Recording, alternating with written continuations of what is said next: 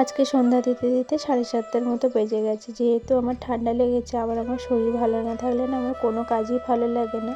তো ওইভাবে শুয়েই ছিলাম এতক্ষণ। তো তারপর ভাবলাম যে না, আমি শুয়ে থাকলে তো হবে না, কারণ আমার গোপুসোনাকে আর কি খেতে দিতে হবে। তো তাই জন্য আবার হাত মুখ ধুয়ে অনেক কষ্টে এসছি। এত মাথা যন্ত্রণা করছে আর এত পরিমাণে ঠান্ডা লেগেছে না, সে আর বলার মতো না। তো তারপরে আবার গোপুসোনাকে উঠে ওর একটু মুখ টুখ মুছে দিলাম, আর গোপুসোনাকে বলছিলাম যে তুই এভাবেই আর কি মানিয়ে নিস, কারণ কিছু তো করার নেই বল, আমার শরীরটার দিকেও তো দেখতে হবে। তো আমি যেভাবে পারি তো সেইভাবেই আর কি সেবা দিয়ে যাব।